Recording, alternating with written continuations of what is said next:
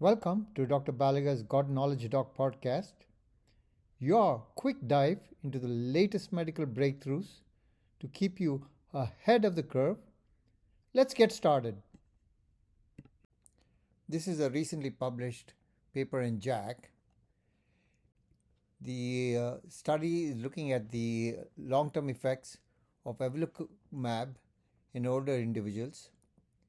Older patients above the age of 75 have weaker LDL cholesterol lowering recommendations due to safety concerns.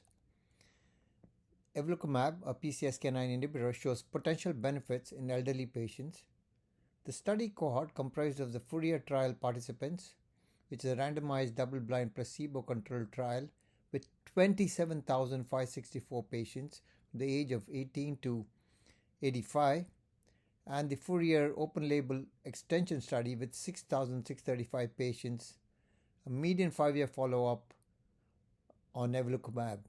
The primary objective was to assess the long-term cardiovascular benefits and the safety of Evolocumab in patients above the age of 75. The key findings: Evolocumab reduced primary composite endpoint of cardiovascular death, myocardial infarction, stroke, hospitalizations, or revascularization.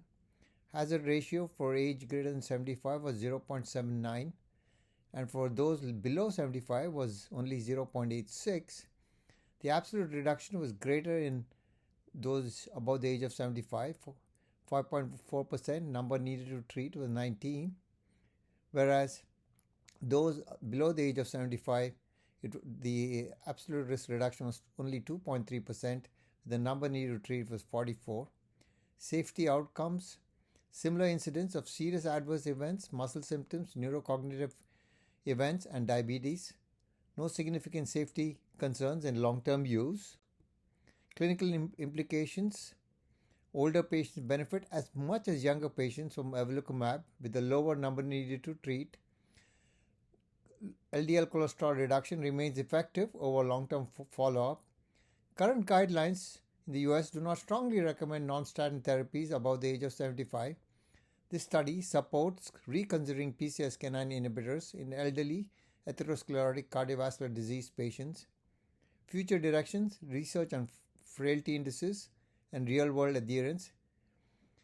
Evaluate cost-effectiveness and quality of life outcomes in older patients.